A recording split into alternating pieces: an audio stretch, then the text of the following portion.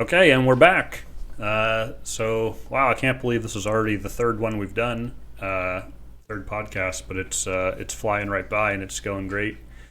Again, I'm Zach with my brother JP, and I wanted to open up our discussion this week, almost in reflection a little bit, just based on this experience. And even so, last night even we did a little mini podcast with Jimmy, your stepson, 14 years old, and even that experience was just so much fun, and just getting together and talking about silly things. But it really has gotten me reflecting on kind of the nature of podcasting, I guess, and I don't know what it is for me specifically, but I'm not sure if it's the format or the structure or the fact that it's slightly more formal of an endeavor than just having a conversation. But it is leading me to have to try to communicate better. I think I really don't. I mean, there's nothing intrinsically different about the fact that we're sitting however many 100 miles away and having a podcast versus us just sitting in person. But I do notice for myself that sometimes when I am in those in person situations, I am not willing to open up in the same way when it's just a casual conversation. And I don't know what that is. It's hard to put my finger on that. Uh, but something about the podcast format, whatever we're doing, I guess it's a long way of saying that I feel like it's helping me grow in certain areas. So it's kind of interesting. You have any thoughts? Yeah, I feel the same. And yeah, maybe it's like the remote nature of it, or the defined like focus, like it's like a time to focus and like have, conversations, like kind of digging into whatever we're talking about. I think for me, a lot of times, like in more casual conversation, I'm more hesitant to like sit and think and like expound uh,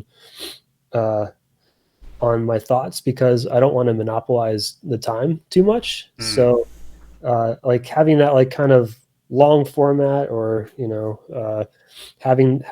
having the space and like knowing like I'm here and you're here specifically to like have these types of discussions, so I don't have to worry about uh, you know trying to keep things short, or keep conversation light, or anything. So I think like the purpose of it really helps a lot. Yeah. And then I think that's a big part of it for me. But I'm also finding like it's great, it turns out we're interested in a lot of the same like topic areas, and being able to discuss it, and hearing your ideas that I haven't, many of them I haven't really thought about in that way. So that gets me thinking. And then also just like having a chance to like kind of talk through my own thoughts, like stuff I think about a lot anyway, but then like having to like actually verbally articulate it, Yeah. because I don't spend a lot of time like writing. Like I'd like to spend more, but I just keep, I find reasons to put it off or whatever, and or I get frustrated when I write because it doesn't come out the way I want it to. So yeah, like the process of like verbalizing it helps me think through it, and then like I start thinking about things maybe like in a little bit more organized, or like a deeper way, which is nice. Yeah. I That resonates with me for sure. Um, it's almost. I mean, there's nothing fundamentally stopping us from picking up the phone and calling each other or calling a friend or anything else. But after if you're not prepared to go into that conversation on both sides, it's kind of like, well, I'll let you go now. It's like you don't want to impose too long, and I mean, I don't know. I guess it's kind of a shame, but it's. I mean, I'm the worst offender as anybody, and I don't. I mean, I don't necessarily want to talk, even in casual conversation, unless I'm sort of committed to, I guess, having this kind of experience or having a more compassionate conversation. I'm not sure what it is, but it's like I'm finding that it's something I need to work on, and I was talking with my wife about this, about, like, it doesn't have to necessarily be relegated to the podcast, but for whatever reason, it's I'm finding that it's drawing it out of me. And I think we've talked a little bit before about like this idea of structure and adding structure to your life, sort of um, improves it in some way. Hold yourself more accountable, something to wake up for, these kind of things, and but even the structure of the podcast, we're doing it on a different day than the last two we have this week, but it's still sort of a time to just focus on this, and there's nothing else going on. I'm not going to go walk the dog. I'm not going to There's nothing for work, and it's just a time to focus. So I don't know, it's a very unique experience, but one that is feeling quite good for me. um, Yeah, same. Yeah, I'm glad that you're getting a lot out of it because I am too. So I'm glad that, you know, it seems like we both want to keep continuing it. I yeah, have a kind of a related question. yeah, Would you consider yourself more of an of an introvert or an extrovert? very much introvert. Yeah. uh, but I will qualify that with, I mean, there's certainly, I don't know, times in my life where I've maybe felt more extroverted or been in situations where I'm just around friends more often. And it's not that I necessarily, and I think there's often the maybe the distinction that people apply to introvert versus extrovert, and maybe they apply it incorrectly, is that if just because you're introverted doesn't mean that you can't, succeed in a social situation. Um, and vice versa. But my understanding is it's more about like sort of what fills you up. How do you sort of recharge in a way? I mean, by that definition, I'm very much an extrovert. Sorry, introvert. Um, I definitely need my time away and alone, and um, helps me to sort of gather my thoughts and just kind of reflect and recharge. But it's I also find that even if I'm considering going to do some kind of social occasion, there's oftentimes this feeling of, like, do I really want to do this? Like, do I really want to get out of the house? I don't know that I really want to go to this thing.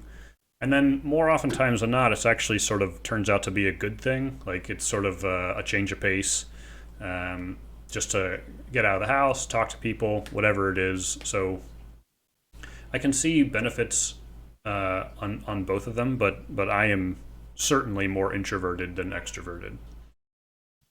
Yeah, I can relate. I think I'm probably like 90% introvert and 10% extrovert because yeah, definitely recharge like, in solitude.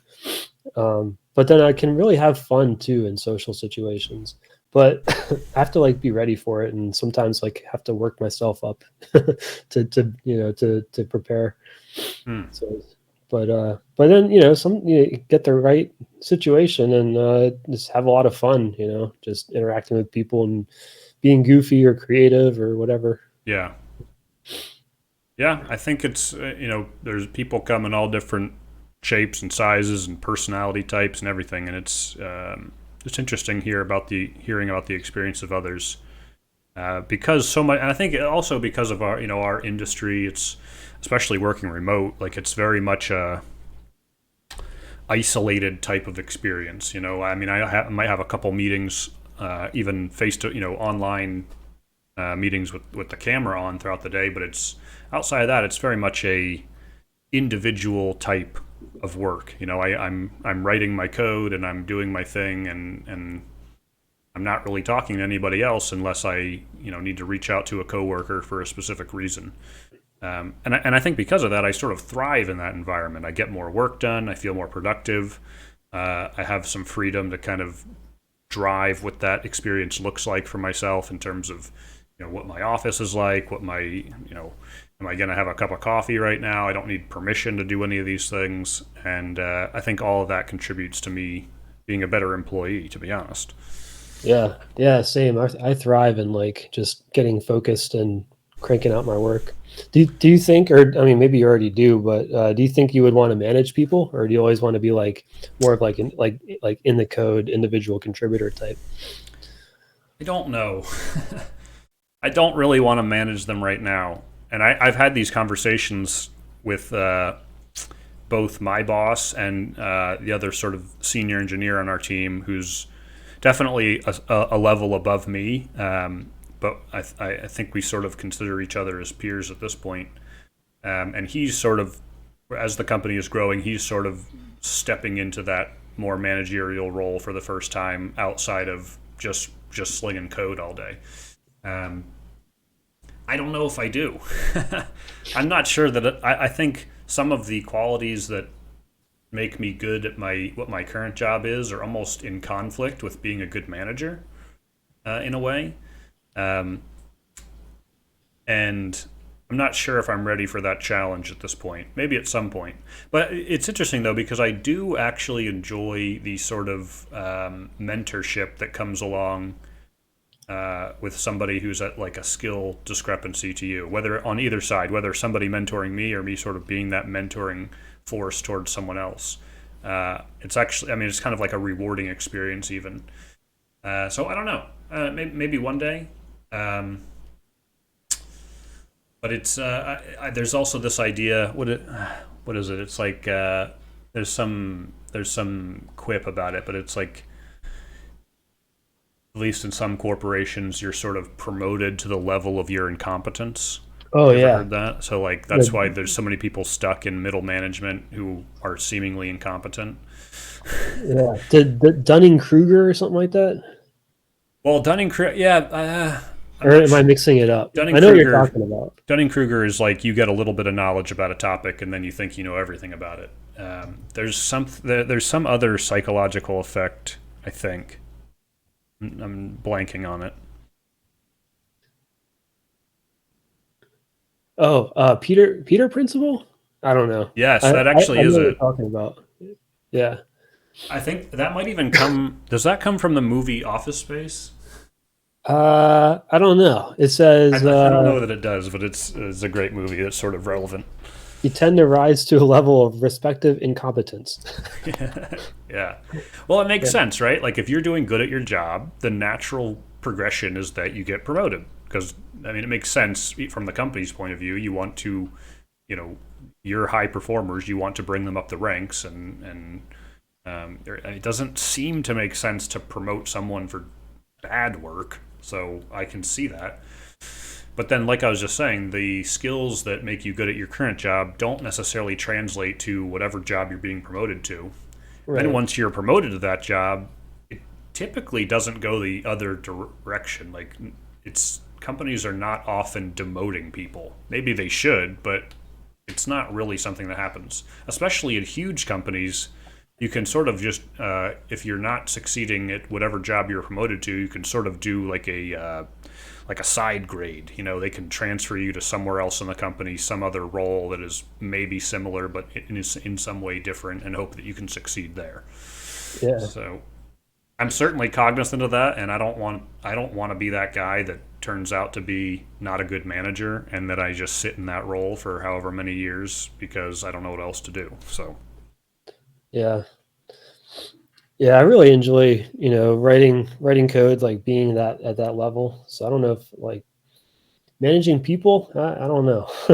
I'd like to not be in meetings too much mm, because for the most part they're not very productive. I feel like you could just kind of summarize like a few bullet points in Slack or email or something and be much more efficient. yeah, it's a double-edged sword. The other point that I wanted to work towards to lead this off was,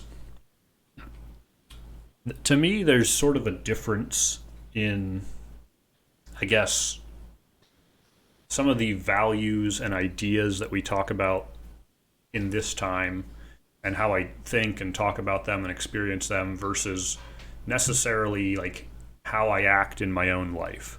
And to me, I sort of see this time as I'm almost speaking in like an aspirational approach with full knowledge that I am not I haven't climbed the mountain yet. Like I'm still trying to get there.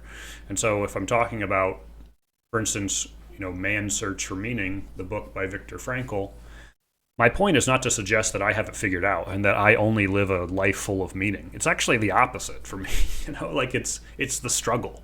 It's the struggle and trying to find things in the world and culture, in different books or whatever, to try to aid me on this journey, and try to find uh, people who have been there before, who can sum things up in some sort of eloquent way, or help you sort of make sense of your own experience. So I love considering these ideas and thinking about them, but I mean, we've sort of backed into this title for the podcast called "What Do We Know?" And I mean, I feel like I don't know anything. It's an exploration. So it's very much a journey for me, and it's one I don't want to give the impression that just because I have these ideas or think or espouse them in a certain way, it doesn't mean that I've mastered them. It doesn't even mean that they're correct, and it certainly doesn't mean that I know what I'm talking about. um, so I just wanted to draw that distinction because it's almost like talk is cheap. Put your money where your mouth is type of thing, and it's something to strive for, but it's certainly not something that I have finished doing. Um, and I think if anybody takes a good hard look at my own life, I mean, I'm probably in conflict with a lot of the ideas that I might bring up because it's hard. I mean, life is struggling, right? I mean, it's hard. It's hard to put two pieces together sometimes. Especially in light of, we talked a little bit about dad and mental health struggles. And I mean, life has a way of introducing just crushing weights on you time and time again. And it's just about trying to survive. It's trying to come out on the other side of that experience. And that's one thing that I'm really appreciating about the podcast is that it gives me a chance. It's sort of like defragging your hard drive in a way, like, not that you really do that anymore, but like a chance to sort of try to collect everything all together and think about like, where do I want to go and how can I get there? But very intentionally vocalizing that I am not there. It's not a completed picture or a completed journey. So it's tough. Life is hard, I guess, is my point. Yeah, I mean, I think that's always a good thing is, to aim high and to stay humble, like, always trying to improve, but all like trying to like stay grounded where, like like you said, like what do we know, right? Like have ideas, some of them, might be closely like held or attached, but ideally, and like aspirationally, we're still like keeping open minds and willing to shift perspectives to try to understand like other points of view and adopt other positions when the evidence is like pushing in that direction and it makes sense. So yeah, like just always trying to improve and to grow. Yeah, that's what it's all about, right? Well, cool. I'm glad we talked about that. I hope we can continue to find ways to talk and grow and see where this takes us. It's definitely a fun journey to be on. So I'm glad we get to do it. Um, so I think the first thing that we kind of wanted to get into was actually an article that you sent me. I guess it's not an article. It's really like a It's like a newsletter, right? yeah. Let me Something like that. let me transition. So I haven't heard of this before. This Doomberg. Um, see, I guess it's just a. Is it just a guy like blogging, sort I of? don't know. It was linked to by another newsletter I get, and I signed up for this one like within the past month, not very long ago, because I Hmm. liked the article that I was linked to, Yeah, and yeah, they've had some good stuff in the few weeks I've been subscribed. I was really interested in the points that this brought up, and I'll just kind of summarize briefly. It's talking about the impact of the impact of geography on like on geopolitics and the importance of things like fresh water. And it's going into has a the first bit about it is sort of about the Mississippi River, and it's actually kind of incredible looking at all the sort of ways that things get flown into this river. I mean, it has a huge impact on the geography of the United States. The biggest thing I took out of the first half of the article is kind of this quote right here: is that there's over 13,000 miles of, he writes, naturally navigable interconnected waterways, and that is more than the combined total of everything else in the entire world that's non-American. Yeah, that's That's crazy. just crazy how big the Mississippi is and the reach that it has, which is pretty substantial. But anyway, that's almost not even what the article is about. It's more about energy, and he's got this box here on the Colorado River, which does have a link back to the Mississippi, and he's talking about the influence of the Colorado River on specifically on the southwestern United States. It brings both fresh water and a source of energy to the region in the form of hydropower through like the Hoover Dam, and there's another big one, I forget the name, Glen Canyon Dam. And there's almost like a climate change element in the article too, intrinsically, although he doesn't call it out about the majority of the volume of this river is comes from snowmelt in the Rockies, and how the past 20 years or whatever it's been kind of slowly declining. Um, Here's the Colorado River, and then he kind of gets into here. Yeah, here's the level. There's a lake, and here's the water level over time, and it's going down drastically. But the interesting part for me was when you start get to the energy discussion. So, um, yeah, here. So he said he just Googled, and so the Glen Canyon Dam produces 5,000 gigawatts of electricity. The Hoover Dam is 4,000 gigawatts of electricity. And so if you can imagine both of those, if the water reaches some sort of critically low level, then you kind of lose those energy sources, which are it's obviously a huge energy source for southwestern part of the country. And basically, I mean, ultimately, he sort of ends up backing into this idea that nuclear energy is a huge fit for the region. Um, so he mentions Diablo Canyon, which is the only nuclear power plant in California, and it produces 18,000 gigawatts, which is over twice as much as both of those massive dams. And it's sort of discussing this idea that the government is kind of gets in the way of pushing more nuclear power plants through. Um, Interestingly, he mentioned there's also this bit about the Imperial Valley, which is cool because it's like a lush farmland that a lot of things are grown in. So I spent 5 years living in San Diego, and I went to Phoenix maybe 5 or 6 times to see some friends, and I drove right through the Imperial Valley. There's Route 8. Huh.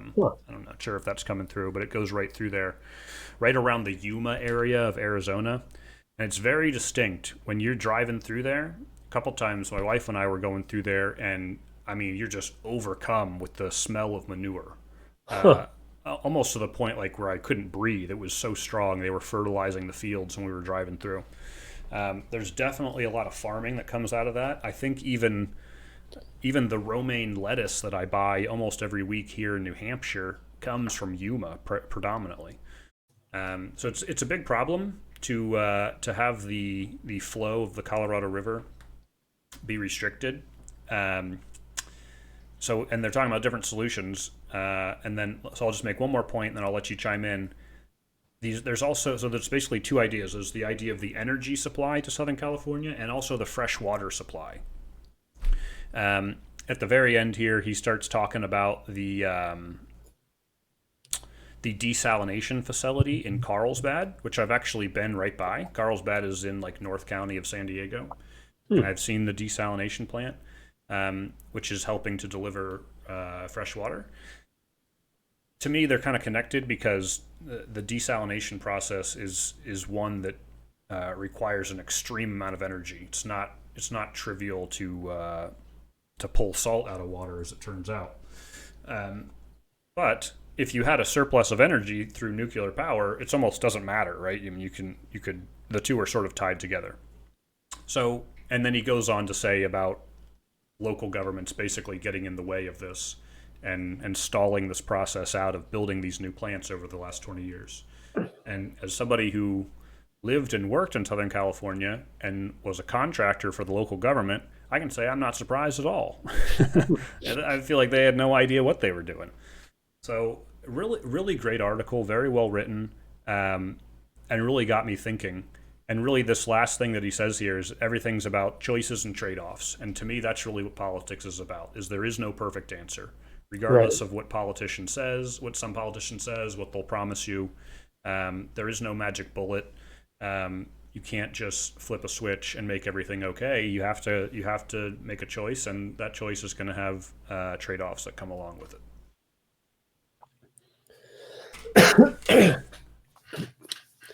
Yeah, this is one of those articles where I read it and I was like, man, this is really good. There's a lot of good points in here. And so I sent it to you and I was like, maybe we'll even like bring it up on the podcast. And then here it is, and I've kind of forgotten most of it. So, but yeah, I mean, I think something that was a big eye opener for me is like how critical energy is for like everything, like the economy, national security, like, you know, yeah, I mean, just everything, because it all comes down to like having energy to do useful work. Yeah. And, regardless of the source of it. And there's a great book or series of books by, man, I forgot his name. It's like Vlad something, Smiloff, or I don't know, but he traces like human use of energy throughout like the history of civilizations, and like how it went from like just like manpower, like physically using our bodies to you know create whatever we're doing, like generate food or whatever, to then using livestock and being able to leverage that energy, Mm. to then being able to go into fossil fuels and now nuclear and renewables and all that. And also like how energy is sourced. I mean, there's I guess uranium is something intrinsic to with it being within the earth or the crust or whatever.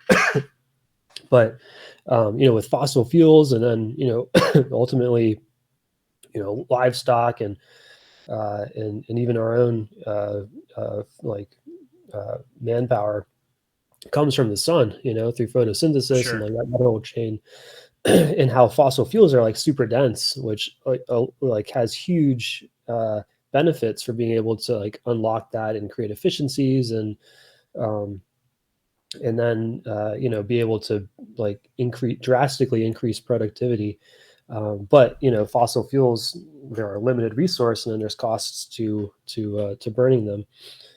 But yeah, it's just crazy like how critical energy sources are for not only like leading like a comfortable life, but also like just social stability, Yeah. global stability. And and then there like the trade-offs that there are in energy sources, or I mean, kind of rambling now, but in this article, the fact that there are existing energy sources that can be leveraged to help ameliorate the situation, like with nuclear or whatever. And there's just such strong opposition to it, or so much red tape or whatever, that they can't, they can't leverage that. Um, yeah, I don't know. There's a lot to unpack there with, I mean, the role of energy and the the role or the obstruction that can be government, and then the trade-offs of of trying to navigate through different options to solve a problem.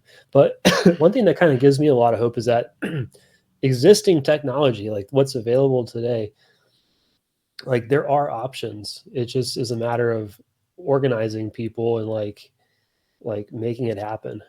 Like there are Mm, solutions. You can create more desalination plants. You can produce more energy through non-hydropower ways in that region. It's just finding the will to do it. yeah. Yeah, the access to energy is. I think he even calls it out in this article. Um, at the top, he's talking about this book by Peter Zeihan. I'm not familiar with him, Yeah, me but neither. one of the things he mentions is that a country's territorial viability, agricultural capacity, demographic structure, and energy access dictate its relative standing on the international stage. I mean, there's a lot in that statement, but I mean, it's so true, especially like the territorial viability is interesting. Like geography plays such a massive role in the politics of the world stage, and it's almost taken for granted in a way. Yeah, Um, and I mean, there's the fact that the United States has a massive ocean on either coast that is separating it from most of the rest of the world. It's almost like a detractor in pre 20th century because it's hard to stay connected to the rest of the world, but it ends up becoming accidentally the biggest protectionist sort of advantage that you could ever have, because you have literal space between you and everybody else, which is it's just interesting. But and then you look at smaller countries, maybe in sub-Saharan Africa or something, who just have nearly no access to energy compared to the modern world, and you see how that stifles the development of those countries, along with a myriad of other issues that I'm sure they're dealing with. But yeah, I mean, access to energy is probably the primary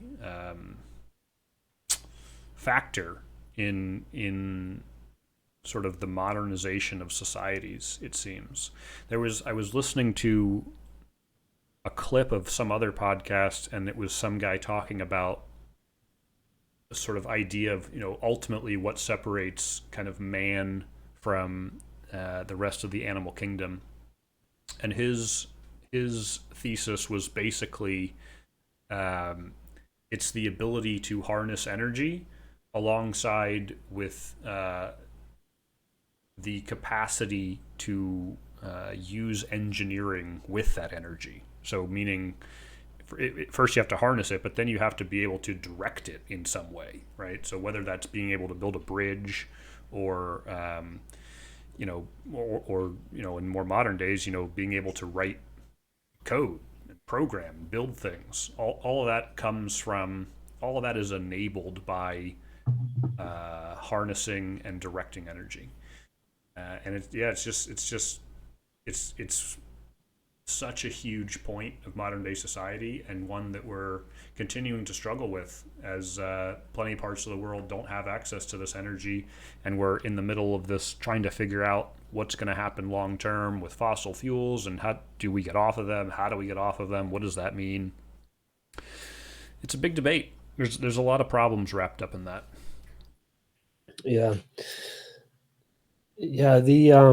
yeah. I forgot about that line, but there's definitely a ton in there, and it's it's always good to keep that. There's a number of factors that will determine like a nation's destiny, Mm, and they're not always obvious, right? Like how critical the role of geography is, and then like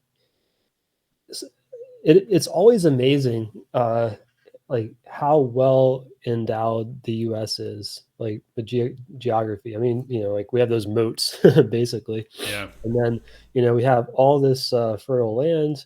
We have this huge freshwater river system that the article was mentioning. yeah, These natural barriers, and the fact we have like this huge landmass that's politically homogenous, like it's under like the same, the same political organization, which allows for efficiencies and economies of scale. And, there's like a common culture. Um, so yeah, it's really amazing to, to consider that. And then, to look at how the U.S. scores on those factors versus, most of the countries in the world uh, have much more limited resources in those regards. Hmm. Makes the Louisiana Purchase look like a pretty good deal. Yeah, yeah, and yeah. The other thing, like thinking about energy, and that guy, I can't remember his book or his name, the name of his book, his books, but it kind of got me thinking about flows, and like, so as we develop progressively more like energy dense resources, and then we went through various iterations or revolutions in technology. So and it seems like it's just continuing to get more refined and precise, and it allows for greater efficiency and productivity. Hmm. So we went through like the industrial revolution, and everything was like nuts and bolts and gears, and like physical things moving around. And now we're in the information age where it's all physically it's happening like at the nanoscale level and Right. semiconductors, and we're just really focused with like organizing information and making things more efficient. Yeah. That's pretty neat. And then yeah, it's lended like a whole new arm of science to emerge, which is not about whether or not this steel bolt will hold up this part of the bridge, but like what kind of almost esoteric algorithms and patterns can we develop or that already exist and we need to discover to help us become more efficient. Um, just thinking on like the computer science realm of different sorting algorithms that have come up over the years, like bubble sort and quick sort. There's all these interesting names, and it's still engineering, but it's almost like pulling something out of thin air rather than calculating, the tensile strength of steel under some load. Like which is a very sort of rigid and physical um, type of engineering. So I mean, what is the next evolution? Assuming there is one, like what is the next step with that? And maybe it's quantum stuff. Who knows? But man, it's just crazy to think how far society has come, even in the past couple hundred years, Yeah, uh, and where it could go. I guess. I mean, like the technology is becoming so incredible, even within our lifetimes, and how interconnected we're able to be. Um, I mean, you couldn't even. It wouldn't even have been possible to dream of some of the technology and that we have now, however many years ago. With even within a few decades ago, it's not even something that you would have put in like a science fiction book because it's too outlandish in some ways. So yeah, it's interesting. Actually, when you were talking about energy there, it got me thinking about this other point that's sort of related. I'll just swap the screen again. Um, well, actually, let me set this up first. There's this idea in cryptography about like um, how secure is your data if you encrypt it, and there's all kinds of different encryption algorithms, um, and obviously cryptography has been just a gigantic field, especially in the 20th century. The one that stands out, of course, is in World War II, trying to break the Enigma machine, and you have Alan Turing in Bletchley Park, and that's sort of where the modern computer ultimately traces its roots to. Um, and we even still today, Turing's name is synonymous with computer programming and evaluating the sort of efficacy of a programming language, and we refer to it as whether or not it is Turing complete. right. Just a huge force in computer science. But anyway, when you think about modern cryptography, Obviously, security is a big thing on people's minds. How do you be safe on the internet? How do you keep your information safe? And I was talking about this this week actually with someone, and nobody wants their data compromised, but it's almost I struggle to say that it's uniquely a problem that has to do with like poor data management. But the encryption algorithms that we have today are so advanced that it's literally not possible to brute force them. Meaning, you just keep trying different passwords effectively, to break the encryption to solve it. Um, and so if you have like a weak, I don't know if you're listening to this and you don't have a good grasp on cryptography or how this stuff works. If you have a weak password, it's easy enough to consider somebody just typing in random characters, and eventually they'll sort of guess it, right? Um, but I just want to bring up this article because I find it very interesting. This is just on Stack Overflow, which is like the computer programmer's manual in some ways. Has all kinds of posts and stuff on it, and it's talking about approaching cryptography from a thermodynamic point of view.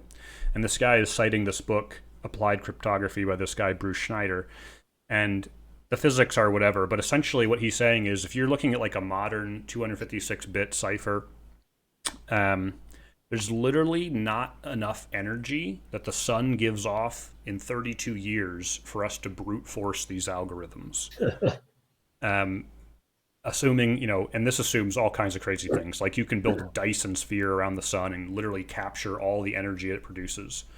But on like at the level of how the physics interact, like you can't switch the bits enough. Like switching a bit on a computer takes some amount of energy, and there basically isn't enough energy in our within our part of the universe for us to to brute force these algorithms, which is just mind blowing. It tells you how intense cryptography has gotten. And so my what I was suggesting in this conversation that I was having was that it's not that our cryptography is unsafe or that the technology doesn't work. It's that our data gets compromised by other attack vectors like social Yeah. engineering. Like somebody sends you an email link and you click on it and they slip a backdoor into your computer somehow, or you have a weak password. Or the other side, of course, is you using a company that does not protect your data properly. So, like, I think even the huge Equifax breach of a few years back, in some sub part of their system, they were literally storing plain text passwords, um, which means they know what your password is, and if their database is compromised, the attacker literally can steal all those passwords. And so it's things like that. It's almost like the social side of hacking, I guess, that compromises our data most of the time now. And something like this, like we like AES is one of the most popular encryption algorithms, and AES 256 is considered completely secure. But there's even more than that. Like you can use AES 512, which is Mm. double the amount of bits, but it's considered overkill because of stuff like this. So there's already not enough energy in the universe, literally, at least from our sun, to break the encryption. Um, I don't know. It's just interesting how energy interacts with our modern day life, especially when you get into weird sub parts of life like cryptography, which is just its own world. But I've referenced this post a number of times over the past few years, and this goes back to 2011. I think the book he's referencing is even older than that. Hmm. Um, I don't know. Have you ever encountered this idea? Yeah, sure. Not those specific figures with the Dyson sphere and everything. That's pretty interesting. But yeah, the idea of cryptography and I took like a it's like Comp TIA Security Plus or whatever, and went through that type of stuff.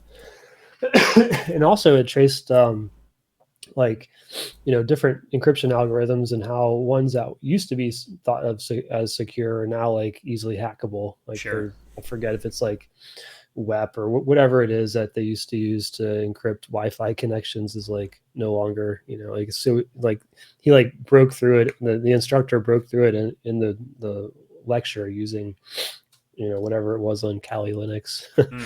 So, um, but something that's interesting is what role quantum computing will play on this, and Yeah. like if these algorithms that are infeasible to crack using classical computing, if quantum computing will make them like negligible, and then we'll need some new kind of algorithm to to protect against that.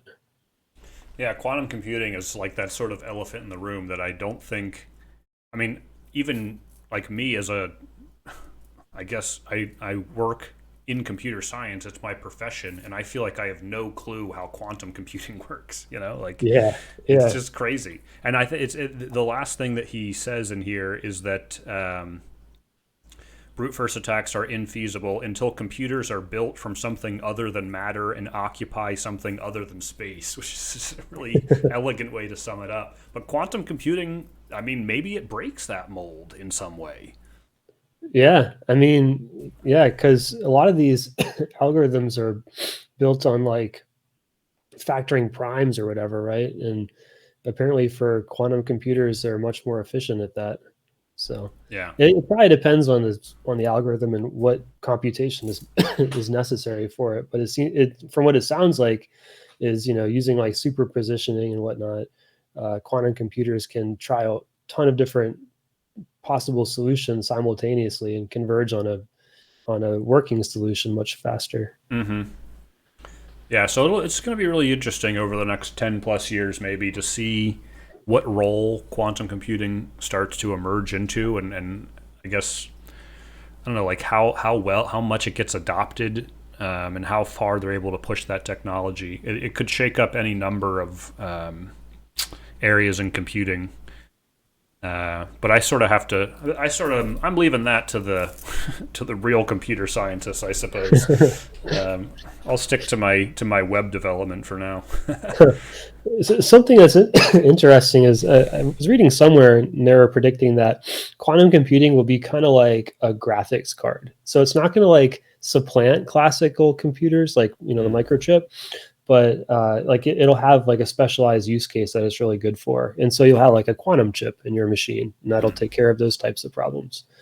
But Interesting. and one other thought I had real quick is, Yeah. you mentioned like, like we had industrial revolution and information age and what comes next. One thing I'm, kind of excited and maybe a little apprehensive to see is like the rise of AI and like Mm. what that's already enabling, and then, like where that can take us. Yeah. It is a little scary. Yeah. Cause like in that case, like you don't even need humans to continue this process of organizing and making more efficient information and like systems based on information. Like you have systems self-organizing, and then like it just seems like there's huge potential for like for that to just run away, and you have like feedback loops, and then you lose control of it, or you no longer understand how it works in the first place, kind of like neural nets now, like just these black boxes. And then it really turns into Skynet and Terminator taking over.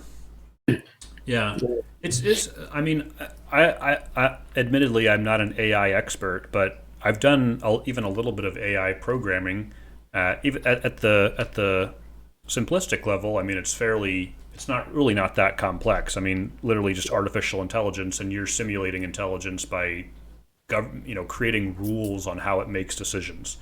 I'm Yeah, interested to see like how do you cross the boundary. So, as an example, and I've built sort of on a small scale, sort of like rules engines, so which sort of ends up coming through as artificial intelligence. If you can think sort of conceptually, I don't want to get too deep into the subject matter, but there's some processing that needs to take place based on some given set of inputs. Maybe that inputs has 100 different figures. There's all kinds of different data, and then building like a rules engine so that you define how different interactions based on what that data looks like, and you can build and you can end up building something that will have sort of it will go down different code paths that maybe you didn't consider, and it might be able to produce something that you were never intending for it to produce. But the problem for me is like, how do you take that core idea and extrapolate it out to get outside of the system, right? So like, Yeah. when you talk about systems self-organizing or it's hard. Like you have to truly teach something to learn and be able to learn things that are outside of the parameters that it was initially designed for. Like I couldn't take that rules engine per se and teach it how to, cook an omelet or whatever. I mean, it's something that is far outside of the bounds of the original intention. And there's like that crossing over point where somebody has to come up with a way for that AI to learn things, teach itself things that are outside of the bounds that it was ever intended for. When we get to that, it's like the singularity almost. Like how do you Yeah. how do you cross into that? And that opens up all kinds of both very interesting and very frightening doors. Definitely. Yeah, like I think in the AI world, I believe I've heard it as like supervised and unsupervised learning. Okay. And I get kind of fuzzy on like which is which, but because I think neural nets are still considered supervised because they require like training and test data. I don't know, but yeah, it's when you get to the point where systems are able to, iterate on other systems and, shape them towards a given objective. That's yeah, it's going to be like a different world, really. Like, I mean, that's powerful technology. Yeah. So, but anyway, AI Well, is fascinating. it is. Kind of Yeah. scary. It's also a very useful tool, though. I mean, I think it's very easy to be afraid of it, but you look at things like what Tesla is doing, and they're training that AI to be able to better drive a car.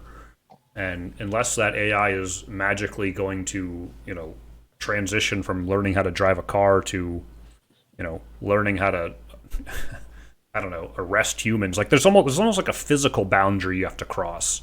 Like it Yeah, has to take. Are you going to take over like robots in some way to be able to like impose your will on humans? I think that's where people go. And there's obviously all kinds of scientific, sci-fi type stuff that informs that process. But I don't know. But I mean, it has so many practical implications, and I think it's real. There's all kinds of exciting developments in the world of, say, like in medicine, like using yeah, AI to looking at like genetic material and find patterns and learn from that and be able to prevent diseases earlier and things like that. There's all kinds of interesting uses for it that I think we're really just starting to get into that kind of age. So maybe that is sort of the next iteration of the information age, is a true adoption and advancement of various types of AI. yeah, yeah. It's maybe part of like the fear is like humanizing AI, or what the word is, like anthropomorphizing or whatever, like ascribing human qualities to some object or inhuman thing. So like we worry about like the drive to like take over power or whatever, and there's nothing in a machine that would necessarily like push towards that. Like there's no emotions or anything. I mean, Yeah, until maybe they somehow figure out how to develop the like simulate emotions or whatever. But um, yeah, but then the argument, like unintended consequences, like what is it with Skynet or whatever? The idea is to protect humans, and then right. in doing that, they like this dystopian situation emerges. So, but one other thought I had about AI is it's kind of interesting, like as that field progresses, how it kind of like feeds back an understanding of human intelligence, like Hmm. the idea of neural nets and like the idea of different types of processing that occurs to like solve different types of problems, and like like with like I guess it's neuroscience, right? Like they've mapped different functions to different parts of the brain, and so like there's different neural clusters or whatever, like like there's the visual cortex in the back, Mm. and then there's like language processing and like logical thought and reasoning, and then there's like the emotional part and the amygdala, I think, and maybe hippocampus, and there's like memory and whatnot. So it's kind of interesting that as they're developing AI to solve like specific problem sets, like which movies to recommend or how to stay in the lines in the road or whatever, they have to kind of figure out algorithms to solve these different types of problems. And um, yeah, I don't, maybe it will end up shedding light on like intelligence and like different facets of it, or at some point maybe even like consciousness itself. Like what is that? Anyway, Yeah, yeah, awareness, or is like does there have to be an emotional component to it, or what all goes into it? yeah. And then you get into really the realm of sci-fi. Like, what is it? If what does consciousness mean? And if we get to a point where you can ascribe consciousness to an AI or a computer, does it now have like rights based on its because it's conscious? Like, do you have to Yeah, protect it now? Is it living? yeah. Who Hey, knows? do you ever watch Dark Mirror on Netflix, or have you watched any of those episodes? I've seen a few of them, not a lot, but some. Yeah, I've watched a few. I didn't finish it because it just some of those episodes kind of just made my stomach turn. Yeah. But there's one about like uploading your consciousness into like a device. It, yeah, I forget, but the crux of it, like they had someone that was in extreme pain, and their Mm. consciousness at that moment was uploaded to this device, and it just kept replaying that moment like over and over, like Mm. for someone else's entertainment. It was a really like yeah, I mean they're all kind of dystopias, but it was a really disturbing episode. But it's just like that thought of like, yeah, I mean, it's like taking whatever that essence of consciousness is and just you know like capturing it, and then is kind of like contained in this other device. I don't know. Yeah, that's interesting because that makes me think of this is going to be a throwback, but it's almost not a new idea in some way. So if you think back to, I'm going to go all the way back to high school now in my classical studies. I forget the name, but what there's in the underworld. There's a someone who is tasked with perpetually trying to roll a boulder up a hill, and they can't Oh, make it, and it for eternity they will roll the boulder up the hill and it falls back down, right? And like that's like there's and like I think there's even something that's ascribed to it, like once you get it to the top, like you're done, right? But like it's like an impossible task, like you can't complete it, but you have to keep trying. Or there's another one where that like there's someone who's immortal basically, but every day like vultures come and peck out their intestines and eat their oh, intestines, and then it grows yeah, back, and like that's your perpetual suffering, right? yeah, So that's like that's you mentioning that episode makes me think of that as like for as long as humans have been around, essentially, we've been playing with these ideas of like torture beyond belief type of thing, like yeah, um, yeah, it's crazy what humans are capable of, I suppose. yeah. It's also interesting, like the role of myth in how like like the story arc or whatever, and how we never seem to really get enough of stories, even though it seems like the same general elements, or maybe like on an abstract level, it's like the same ideas. We just keep like rehashing them in different combinations or different like implementations. Like you mentioned with the classical. It's the same idea that was in that Black Mirror episode. Yeah, I So mean, it's the power of story and narrative is significant, um, and it sort of transcends time in a lot of ways. But yeah, I don't know. There's almost like there's nothing new under the sun. Uh, we just keep history. I think Mark Twain said, "History doesn't repeat itself, but it rhymes." oh right, yeah, So like The ideas are always the same. Actually, and for whatever reason, my mind on this is actually going to economics, which is like if you think about when times are good, the stock market is going up, right? And it's almost like every time of prosperity is like a known thing. Like everybody knows what's going on. Oh, interest rates are doing X, and companies are doing Y, and everything is great. But every time there's a crash, the sky is always falling. Even Yeah, though the crash, there, like you always know that that next crash is coming, and it's not really. It wouldn't be surprising if you looked at it over a long enough period of time. But by definition, a crash is only going to occur, like when a crash occurs, people freak out, and they freak out because, well, this time it's different, right? Every crash yeah, is different, and that's true. I mean, maybe the specifics every time are different, but the long form narrative is the same, you know and like yeah, that seems to just be maybe even part of the human condition, is that we want to look for patterns, and when we're afraid that that pattern is gone and like there's no precedent, that's when people want to freak out. Even though sure. if you zoom out just a little bit more, the pattern is still there. Like it's a very the stock market is going to continue to ebb and flow in that way.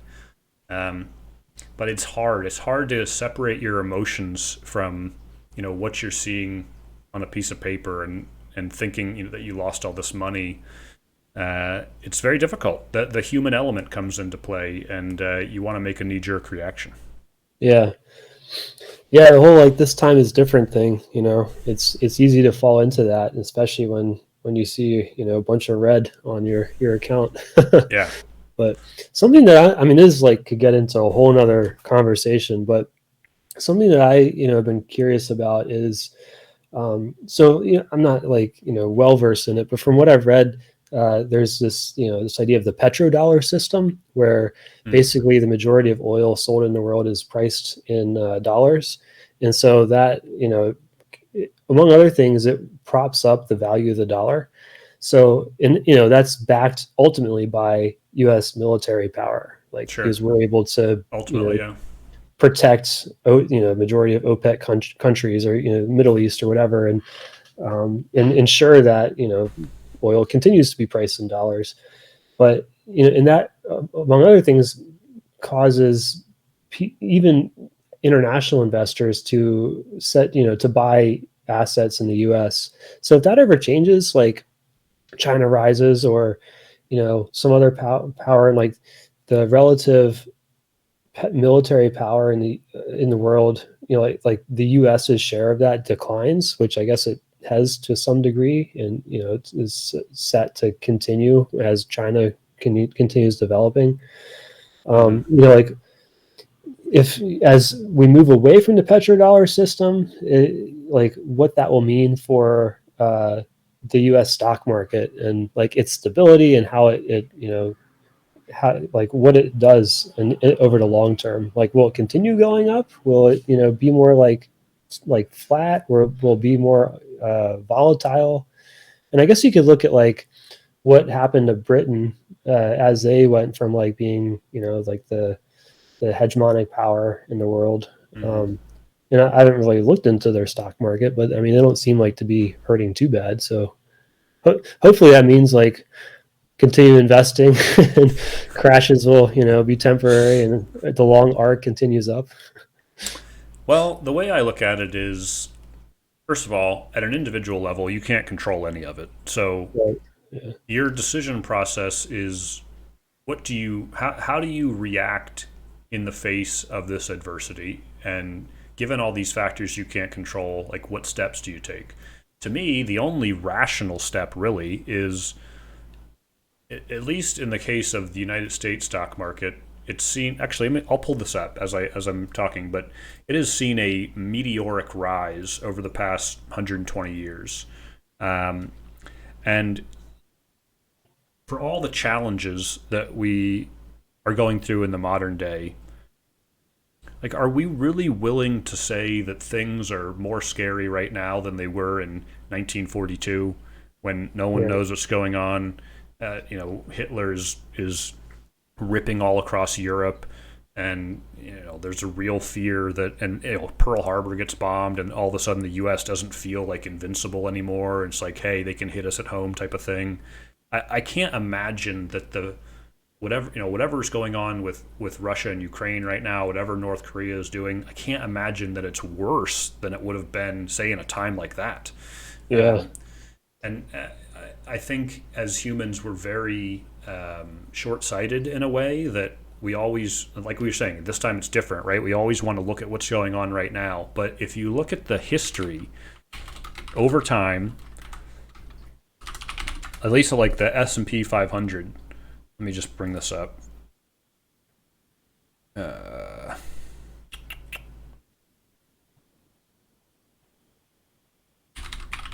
it's basically an unstoppable, exponential growth over the past, 120 years.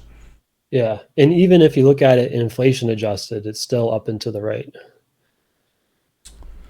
Yeah, I'm trying to find a good graph here.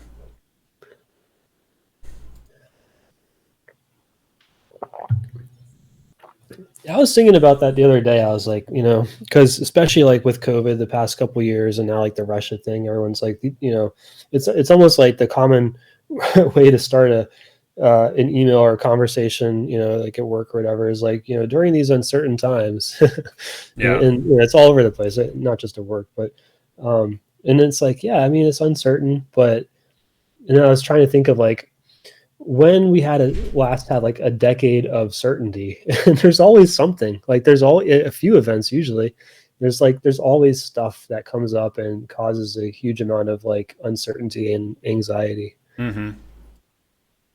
It's always there. Every generation has to deal with it.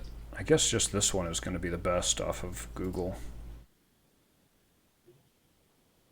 It's not really going back as far as I want it to. I feel like this should be a pretty basic thing to be able to find.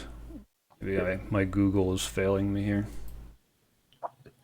Might be if you look like the total world stock market index or something. I think they have them going back to like the, I don't know, 1700s or something like that.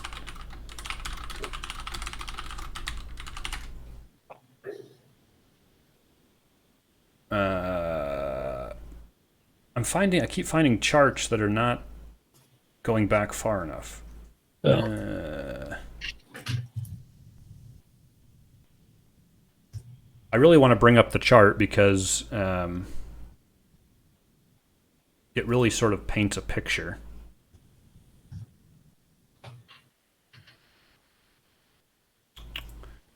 Inflation adjusted. Oh, chart.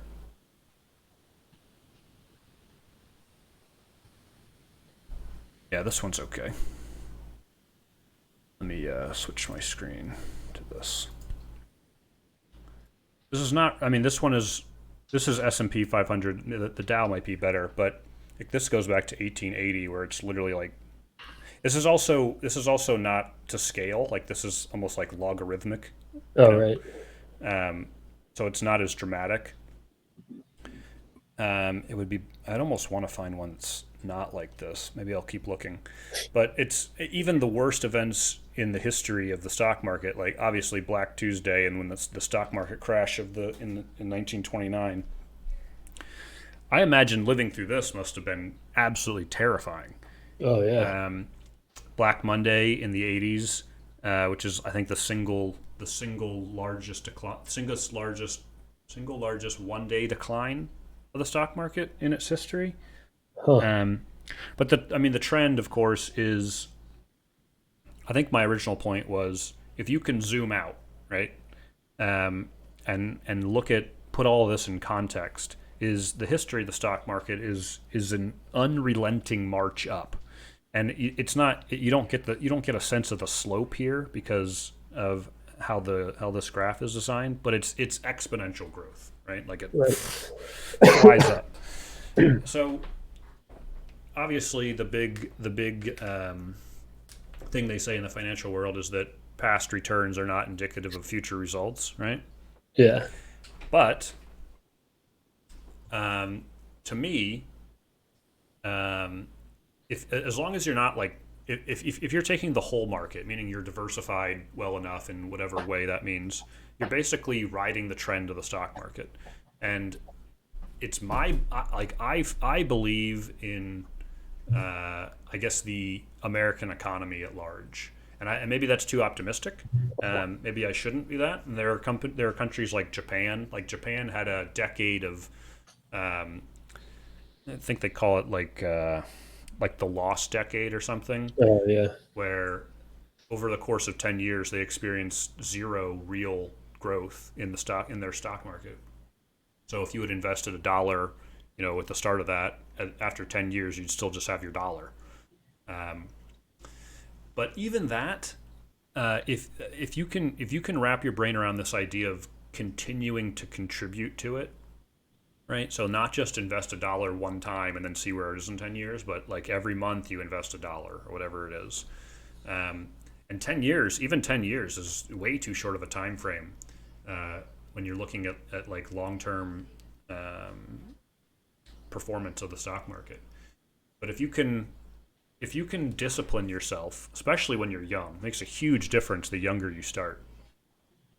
Um, you can back test all of this data historically about and you can see like how it would perform. And my takeaway is after looking at people way smarter than me doing this analysis is in since you can't change any of this stuff anyway, just invest in the market, right? Yeah. Just throw your money in there every month.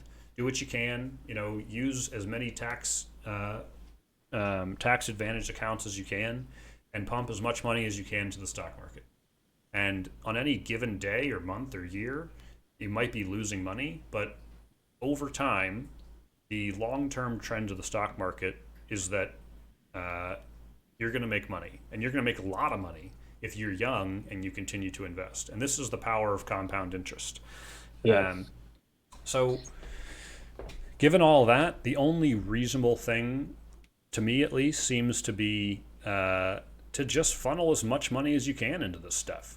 Within, you don't need to take out a second and third mortgage on your house, but the alternative is you have your money in cash, and then you have a high inflationary period like we're in right now, like that was in the early 80s, and it just gets eaten up. So you have to do something. And I mean, maybe another alternative would be you find some other investment. Some friend of yours is starting a company and you feel good about it, but like that is a whole new level of risk as opposed Right. to betting on, the U.S. economy at large. So that's kind of my approach to it. Do you put any money into international stock markets, kind of using the same approach, like well diversified ETFs or whatever? I do. Yeah. It's actually an area in my portfolio that I want to increase. I want more international exposure, and I think there's actually a lot of discussion about this. Is like, first of all, do you need international exposure? Second of all, if you do, how much? There is an argument to be made. I'm not sure that I completely agree with this, but there's an argument to be made that if you invest in like if you're well diversified among U.S. stocks, that means you own companies like Apple. That means you own companies like Coca-Cola. Big, big players in the United States stock market. Um, these are global companies, so they do business all over the world, and so the argument is that you're capturing some amount of international exposure automatically by having a stake in these companies, and that resonates with me to some extent, um, but I'm not sure because the same could be said for Samsung. This is not a U.S. company. That's a huge global player, within their industry, and without any international exposure, you're not exposed to a company like that. So I'm not sure that I buy that completely, but I do. Even if my allocation was perfect, whatever that means, I would still be heavily weighted towards U.S. stocks, and maybe that's a home country bias. Um, but yeah, I certainly believe in the U.S. economy, and I believe in the ability for U.S. companies to continue to innovate and continue to grow. for better or for worse. Even if you hate capitalism and you hate all that stuff, that is the paradigm that we live in. And so you might as well take advantage of it because that's the reality.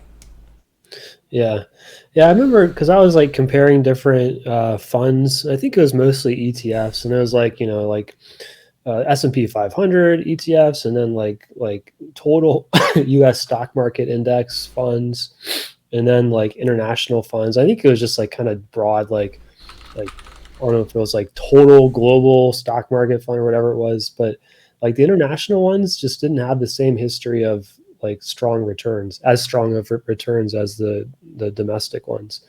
So I was like, I don't know about the international ones, but at the same time, like you don't want to, you want to diversify, and so just having everything in like one country seems like that's not well diversified. There's a whole lot of innovation that happens outside of the U.S., so you don't have any exposure to it. You're missing out. But Yeah, I mean, I think that's definitely a common criticism recently is that U.S. funds have outperformed international, maybe within even the past 15 or 20 years. I don't know if that has always been true. I actually think there was a period, I'm not sure when it was, where it was the reverse. And so there's an argument that it could happen again because no one can predict the future. So I do think it's good to have some amount of exposure. I'm not sure what that amount should be. I think yeah, people will disagree, but like you said, it's another good way to diversify. yeah. Um, uh, It's also long. Though. yeah, sorry. I thought it would be. I've pulled this information up before because I want to see. I really wanted to showcase that the dramatic rise. Here, this is what I want. This is the Dow Jones from 1928 through April of this year. So, Huh. I mean, it's almost comical, but Yeah. and there is, I think there's an argument to be made that maybe it's not sustainable, but I don't know if that's true. I mean, maybe it is. If it's all dependent on growth, it doesn't really matter where you are on the spectrum. The power of compound interest lend itself to me to believe that the trajectory would keep going up, but who knows? That is interesting, like how steep it's gotten in, just the past, I don't know, 10, 15 years. Yeah, so like right here is this is 2008, right? Is Yeah. the which is and look, people we just talked about how people always freak out in recessions and rightfully so. Is the Dow Jones went back to levels of, from the 90s. You're talking Yeah. about erasing 10 years of potential returns. But of course, what goes along with this dramatic crash is the best buying opportunity probably in our lifetime, right? Right. The Yeah. problem is if you're not able to keep your job, then you can't buy stock. You can't contribute to invest. So, what ends up happening is if you're a young person today, as long as you can keep your job, which maybe is it's a big given, but if you can keep your job, it's almost like a recession is the best thing that can happen to you financially because all the stocks are going to go on sale if you are disciplined about investing, which I would recommend making it as automated as possible so you don't have to think about it. Right. And you're essentially going to buy a bunch of stock at really low prices. And then if you look what happened here, like imagine if you bought a bunch of stock in 2008 and then you look at the price now. I mean, you can capture outrageous returns, provided you're able to do that. Now, obviously, the problem is in a recession is that a lot of people are losing their jobs, so it's not possible for everyone to do that. Yeah. Um, but yeah, my takeaway is that I can't control any of these swings. Doesn't matter. Doesn't matter what we say on this podcast. It's completely out of our hands. So you might as well try to ride the wave, right? Yeah. And then I've heard arguments like, because there were, up until what last fall or whatever, the end of last year, uh, there were like super high valuations. And so a lot of pundits are saying the next, 10 years, the average expected average returns are going to be lower because like stocks have become so expensive right now. So I don't know, who knows, but Maybe. that's why it pays to have a long-term horizon. It doesn't matter. My response to that is maybe. Yeah. I don't know. And you know what? That pundit doesn't know either. He's just guessing. Right. So, which is another, this is maybe a different discussion about why I'm a believer of passive investing and not actively managed funds, because I'm not necessarily going to trust whatever fund manager to pick those funds and beat the market, because most of them do not beat the market. And you're Right. paying a premium for them to try. So, Yeah. yeah, maybe, but I mean, people are always predicting the doom and gloom. So maybe it happens, maybe it doesn't. Uh, you can't control it either way. So all you can do is put yourself in the best possible position. I mean, think about the alternative. Like, let's say you truly believe that's going to happen. Then you're going to change your strategy today, because why would you hold something that's worth $100 when next week it's going to be worth 50? So then Right. there's going to be pressure on you in some way to sell or get out of the market or whatever. And then what happens if the market goes up another 30%? I mean, you're going to feel horrible. So Yeah. this is what is called trying to time the market, and like you're going to spend so much energy and stress trying to figure that out, and then you're probably still going to get it wrong. Whereas all you have to do is leave it in there, literally do nothing, and you're going to do better anyway. So I don't know. I don't know if it's going to crash today, tomorrow, or next year, or whatever. But I can tell you at some point there's going to be another crash, because if you look historically, that's always what happens. Yeah, the interesting thing too is like when you have sentiment indicators, and they're like they go from like strongly bullish to strongly bearish and everywhere in between, and it tends to be like when it's in one extreme, you want to do the opposite. Like, I mean, maybe not necessarily sell if it's in strongly bullish, because timing the market. But when it's strongly bearish, like, what is that Buffett quote? Be fearful and everyone is greedy, and greedy when everyone is fearful, or whatever. Yeah. Like, so you kind of want to be contrarian. Yeah. It's a long-winded way to say just take the average. You don't need to be crazy. If you just take Sure. the average, then you're going to be in a really good spot. But I love thinking about this stuff. It's a great topic of conversation, and honestly, it's an important part of. I think it's an important part of life as you get older, to make sure that you're on strong financial footing, because the alternative, like the opportunity cost of not investing, is massive. Yeah. It's almost like that's actually maybe a broader discussion about risk, and like how much risk should you take, like how do you manage risk. But there's this idea that like you can never get rid of risk, but actually not taking risks ends up being really risky. Yeah. You think about Yeah. that, like if you're so afraid of the stock market and you're not going to take the risk, it ends up being a very risky strategy, because like you want some amount of that risk, because with risk comes reward. It's about managing the risk. And that's what life is. Life is full of unknowns, and we don't know what's going to happen. And so all you can do is manage and mitigate the risk. But the goal is not to eliminate it. You want some amount of risk. Yeah. Yeah. Manage, like you said. Now, do you ever mess around with options or any of that stuff? No, I mean, I've gone through a period of my life where I was like, oh, maybe I'll try to get more involved in this stuff. And clearly, people make money, but I know a lot of people do that, and a lot of people make a lot of money, but it's not for me. Yeah. Yeah. I've kind of tooled around with it before. I think I broke even, and I felt lucky at breaking even.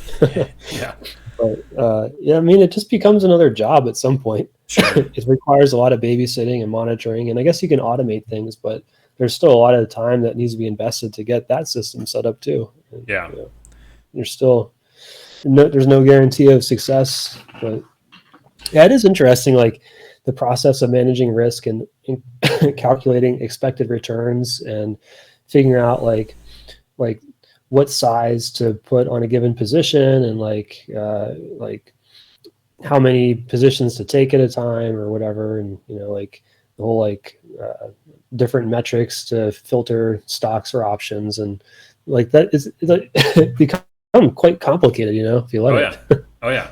So, I mean, and all of that is what has led me to believe that the best option for the vast majority of most people, myself included, is just to buy a passive index fund. Yeah. I'm not managing individual positions. I'm not looking at my portfolio going, oh, I'm overweight on Apple. I need to buy more Microsoft. No, I'm not doing any of that because I don't want to track the financials of these companies and look at all this stuff and try to make a decision and then get it wrong anyway, right? So I'd rather buy. Essentially, what you want to do is just buy the entire market and let the passive fund rebalance according to the market share of these companies or whatever it is, and then it doesn't matter. There's going to be some winners in there. There's going to be some losers in there. It doesn't even matter to you who they are. You don't have to pay attention to it at all. And I think Yeah. most people that don't work in finance and don't want to follow that stuff, or even some that do, there's no reason to try to do any of that unless you literally want to do it for entertainment and you're interested and you want to play around, and then it should be a very small percentage of your world, of your Right. portfolio. But Yeah. like you're gambling potentially with your retirement. It's not a safe bet to put all those eggs in one basket when you have no idea what you're doing. Yeah. Yeah. There's yeah, I had another thought about some of it. And yes, and also I was thinking I came across a podcast, like some kind of financial podcast, retirement or personal finance or whatever, and they're saying like it's pretty easy to calculate how much money you need for retirement. You just take your expected spend, like annual spend, and then multiply by 25. And I guess that's like to get like the 4% rule Yeah, of 4%. withdrawal. Yeah. Do you know where the 4% rule comes from? Is that like the like long term return minus inflation or something like that? A lot of people think that's what it is because, um, well, the long-term return of the stock market is somewhere around 10%, and then inflation is generally somewhere around 3%. So then you get 7%. You generally use 7% expected return after inflation. That's what a lot of people use. Um, but the 4% rule actually comes from something called the Trinity study, which I'll Hmm. pull it up. Um, Trinity study, which was out of I think it was like Trinity College. Yeah, here it Hmm. is. And basically, what they're looking at, yeah, this is what it's all about. It's about that safe withdrawal rate. So you given some principle, say $1 million, just for a round number. Um, the idea is that you want your annual uh, deductions from that to be 4% or less. But the key part of it is that money is invested in some way so that it's going to keep Right. growing, right? You're not just taking 4% out every year without doing anything, because then, just like you suggested, in 25 years you're empty. So, and I mean, if you're looking at retiring at, um, I mean, traditional retirement age 65, maybe that's okay. Maybe you're okay with 25 years, but um, there's an assumption that you are investing. And so the really the takeaway from this study is that um, most of the time, like let's say you have that $1 million and you're invested in whatever. We can talk about what that means, but most of the time you're going to come away with more money at the end than you started with, even with withdrawing 4% every year. Hmm. Yeah. Um, so and then this gets into the whole like FIRE movement, which is financial independence, retire early. I love all these topics. Um, and there's another related thing to this, which is called sequence of returns risk, Hmm. which is let's say you're thinking about retiring early. Let's say 50, um, and so you have your portfolio and you have your principal that you're going to pull from, and you're pulling that 4%.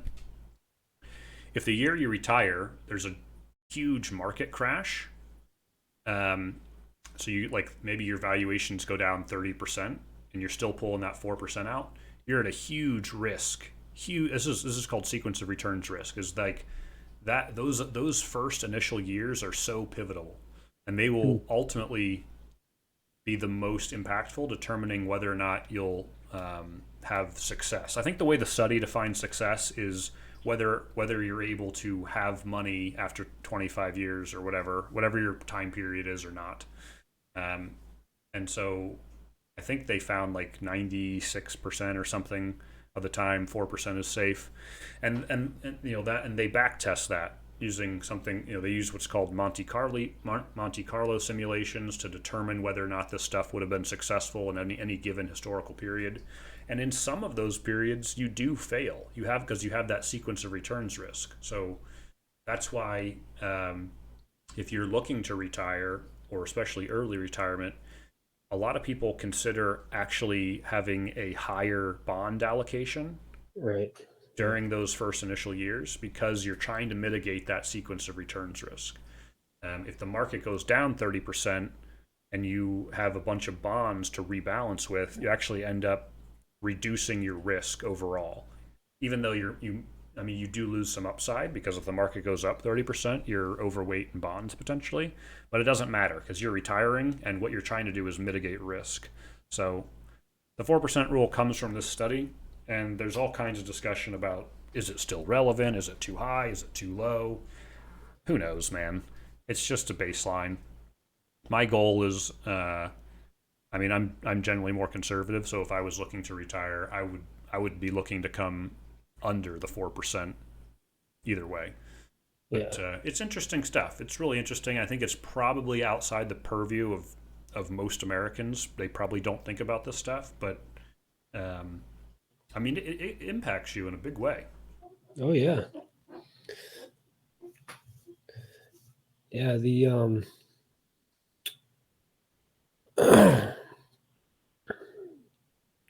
Oh yeah, I want to say I saw in the news recently that the guy that, like maybe he did this study or he was like one of the big proponents of the 4% rule, recently said, oh, you should, I think it was like a year ago. He said, oh, you could actually do like 5% or whatever, and like now it's Yeah. like you can do 2% and sell. Like he sold all his stock and he's all in cash right now. So like even though before he was all against timing the market, and now he's timing the market. And Yeah, so, his name is William Bengen.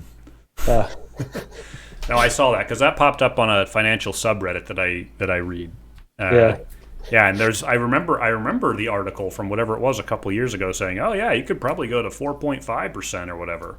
And now he says he's like almost in all cash, and we're in one of the highest inflationary periods in history. Doesn't yeah, seem like a good idea to me, and he's breaking his own rules. So, hey, who knows? Don't take my yeah, word for it, but maybe don't take his either. I'm not sure. yeah. What do you think about, was it I series bonds or whatever? Those inflation adjusted treasury bonds? So are those the ones you can only buy a certain amount of every year? Yeah, you can buy like 10K 10 grand, yeah. of of the digital ones or whatever, and then 5K of paper with your tax returns or something like that. I think it's fine if people want to do that. I don't have any of them, but that probably gets into more advanced strategies than where my knowledge goes. And as your assets continue to grow, or you have maybe non-standard situations like you own a business, or there's other financial things going on in your life, it probably makes sense to maybe get an accountant or something and start talking about some of those strategies as ways to maybe mitigate your tax bill or combat inflation in some specific way. I don't have, we don't have any bonds at all Yeah, in our portfolio. And my through my job, they have like an annual financial counseling thing that they partner with whatever, and you can get 30 minutes of financial advisor's time. And I always do it because it's free and it's there. And I'm like, listen, I don't want any bonds. Do I need bonds? He's like, you don't need any bonds. I was like, all right, we're great.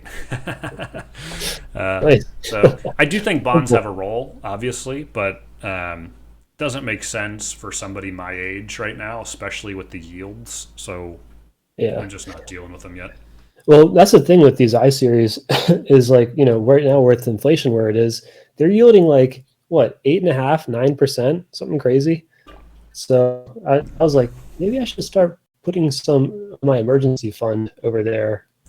But then the drawback is that you can't remove it from that bond for the first year. So it's Right. like sunk. It's locked in, yeah. So yeah, I don't know. There's many ways to skin a cat in the financial game. Um, but yeah, my takeaway for anybody that cares about their financial future is you need to get exposure to the stock market, one way Yeah. or the other. Um, So I have one final question about like financial type stuff Yeah. at this point, and that so like passive investing definitely like simplifies a lot. Like it's very like a good way to manage risks, like well diversified and everything. Um, and then there's that like I guess there's an argument about the implications of like the massive rise of these passive investing ETFs and like the companies that control them, and like I think the idea is that those companies like Vanguard or whatever become like huge shareholders by proxy in companies. And so, like, what does that mean when you have passive investors owning, like, in some cases, maybe the majority of a company? Like, how does that impact, like, shareholder representation on company boards, or like how does that ownership get voiced or represented? Yeah, that's an interesting question, and sort of it's sort of related to this idea that the way I've heard it is like, well, if everybody goes into passive funds, then like you lose the advantage, right? Because like if everybody's doing it, then what does that mean for the market? And um, there's almost like a nervousness, I suppose, that too many people are going into passively managed funds. And the counterpoint that I've read for that is that it doesn't matter because it's like a self-correcting equilibrium. So, for instance, the more investors go into passive investments, meaning that they're just going to track the market, then the more opportunity there is for active investors, because you can sort of beat. I mean, people always think they can beat the market, and some of them can. And so, to me, it's almost like a self-correcting spectrum because it's almost like an indictment of humankind in some way. Like you almost can't help yourself if you see the grass is always greener on the other side of the fence and you want to jump. So I'm not concerned about this particular point of too many people going into passive investments because I do believe the market will self-correct based on that. Your question is a little different, which is about the impact on ownership of these companies. I don't have the answer to that, to be honest. I'm not sure. Um, at some level, I'm not sure that it matters. Maybe it does. I don't necessarily see a world where, say, Vanguard is, some majority stakeholder of Apple and therefore gets to dictate with what Apple does. I don't think that's a reality.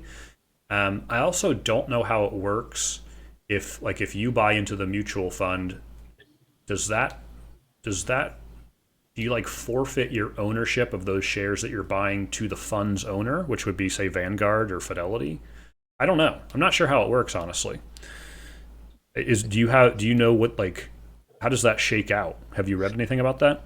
No, I'm not sure either. I haven't really looked deeply into it. The one thing I know is like I do have a few small positions in like individual companies, and I get notices every once in a while about some I click here to go vote and some shareholder whatever it is, um, which usually I don't do because I own just a tiny bit of it and I don't keep track of the issues anyway.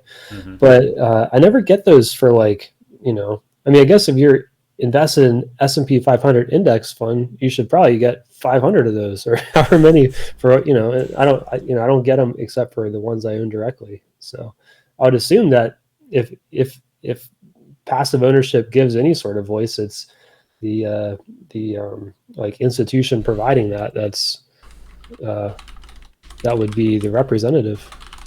Yeah, I'm actually not sure. It's making me think now. I feel like I have seen a thing come through from Vanguard at some point about like my voting power, Hmm. but I'm not. I can't remember. I might have to do some research on this, and we could maybe circle back in the future on this because I don't know the answer, but it's got me curious now. Yeah, yeah. I'll try to dig into it too and see what I've come up with. It was a while ago when I read whatever article it was. It was like, oh, this is a potential thing that might happen as passive investing has become more popular. Yeah, I do know. I mean, so the sort of passive index fund phenomenon is definitely a sort of the new kid on the block in some ways. I mean, it's been a few decades of it, but this never used to be an option Right. for investors. And so what you'd end up doing is you'd hire some financial advisor to basically pick some selection of stocks for you to gain your diversification. And so now you can just basically say, well, I'm just going to take whatever the market is and just take my diversification that way. I honestly think both ways are fine, but it's for most people, it's so much easier to just push one button and buy the whole thing versus Right. trying to find somebody. Then you have to pay them, and then do they make good picks or not? I don't know. I think it's, and then there's even a step beyond this, which they call like what's the name of the funds? They're called like target date funds. Oh, right. So Yeah. like you pick based on your age, maybe you buy the target date 2050 fund, and what it does is over time it changes its allocation so that it becomes less risky over time by buying more bonds, essentially. Yeah. I didn't do that. I don't have any of that because I'm comfortable with rebalancing my assets myself. Plus, even the funds I was looking at, even the most aggressive, like the longest term horizon, still had a 10% bond stake, Yeah. and I didn't want to have to deal with that. Although I think there is some evidence that even like 10% bonds, essentially you capture pretty much the exact same return as 100% equities, and you do minimize your risk in some small way. So I'm certainly not against bonds, but it just has to make sense for the situation.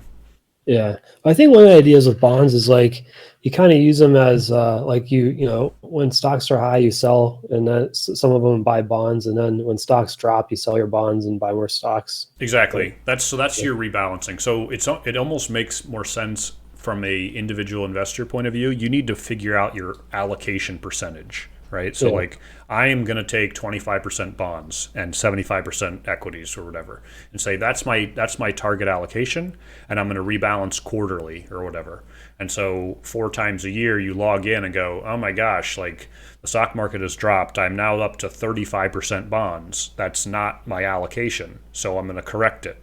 And Hmm. so by doing that, you sell your bonds and you buy enough stock to bring that allocation back to where you want it.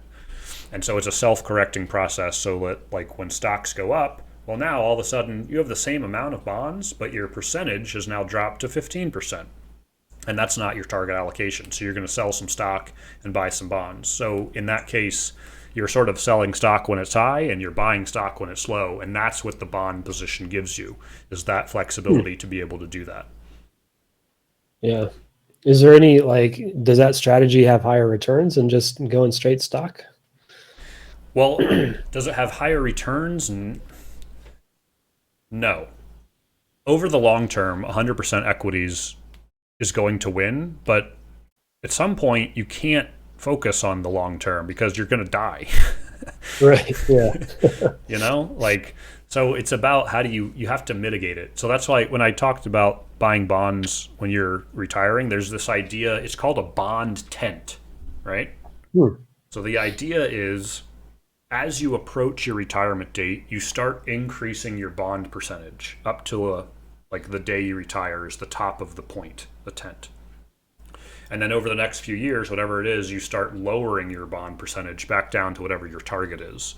That And makes so sense. the idea of the bond tent is it protects you because if you retire right at that point, and then the next day the market crashes, well, you're at your highest position of bonds, and it's way more than you would ever want normally.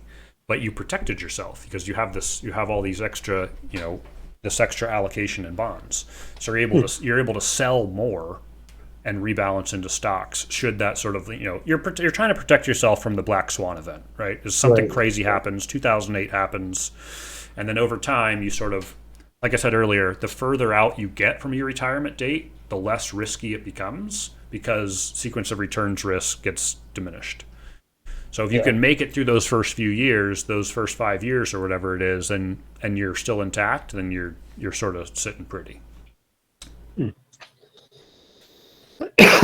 Interesting. Also, kind of funny since we didn't have any sort of financial topic on the agenda today. Yeah, that's true. But I love talking about finance Yeah, stuff. I think a lot about that because I want to make sure I'm prepared Yeah. as I get older. And there's no harm for anybody to get professional advice. I mean, I would encourage it even.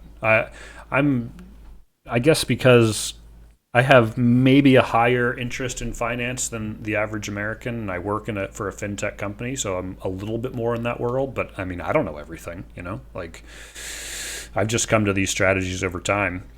But there's great what you want to try to prevent is you don't want to get taken for a ride, right? From Right. some slick talking finance guy. So there's a concept in the financial world uh, called being a fiduciary.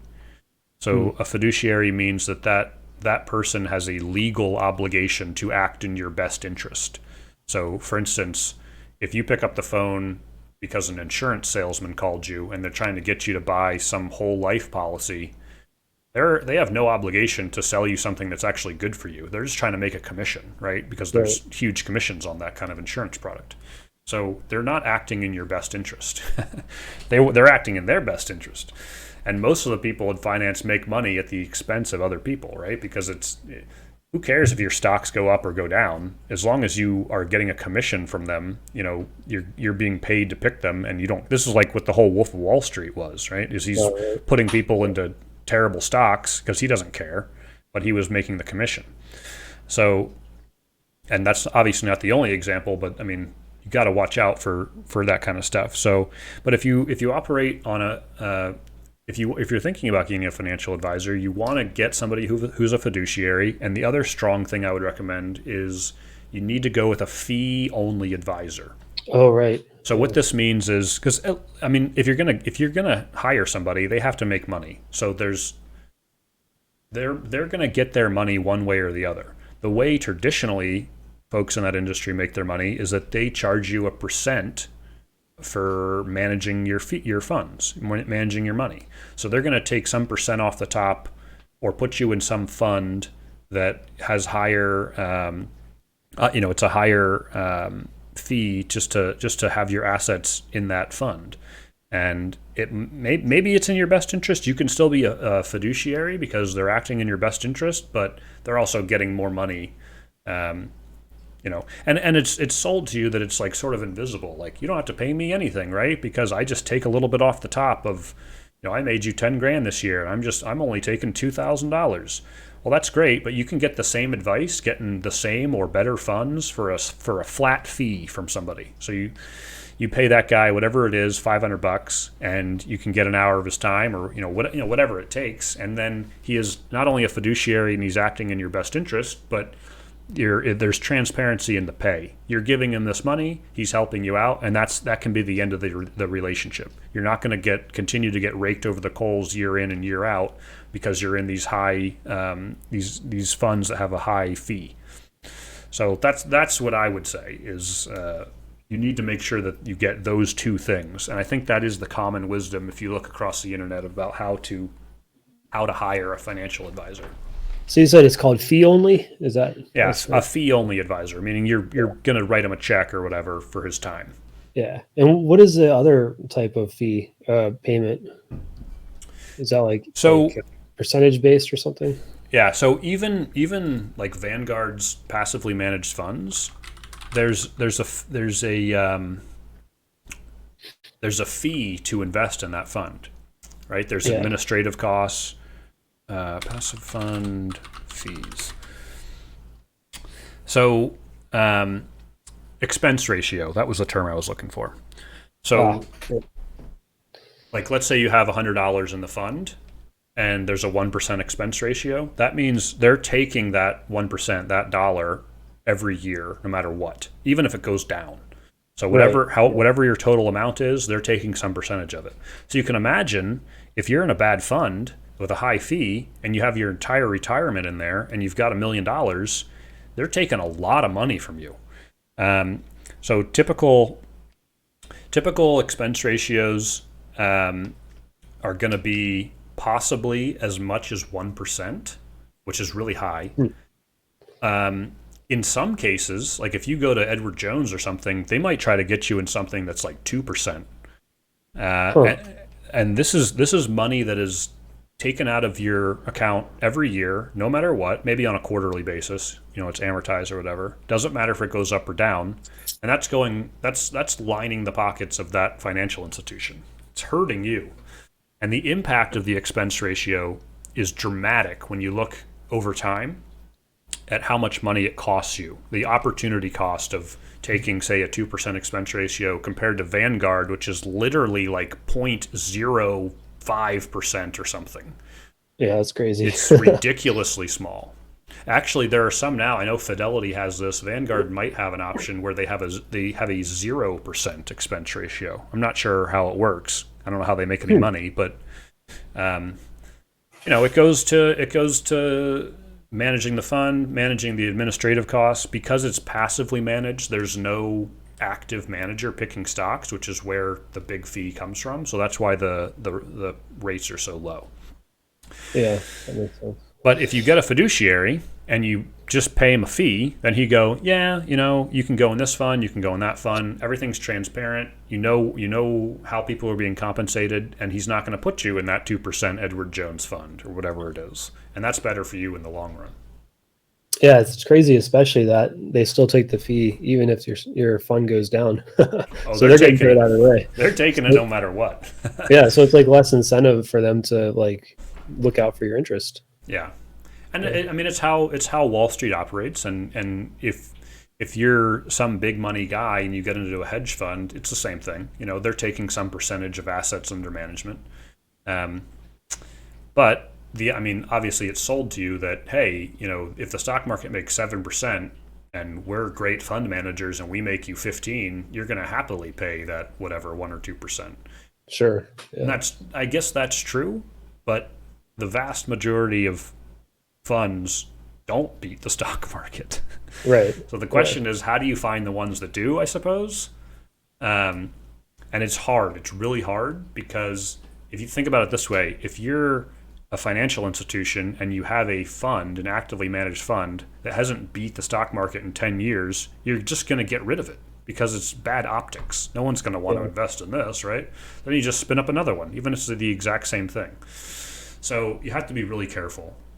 And I think that's where, a fiduciary financial advisor can really help out and help navigate those waters. But you'd have to drag my dead body into Edward Jones. Or something like that. They are not there to help you. They are there to take your money in any way possible. Yeah.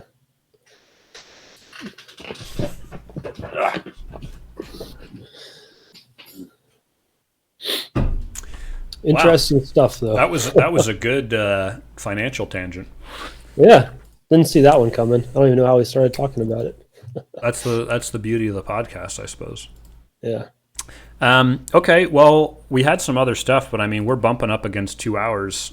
Oh yeah. What do you think? You want to call it there? Right.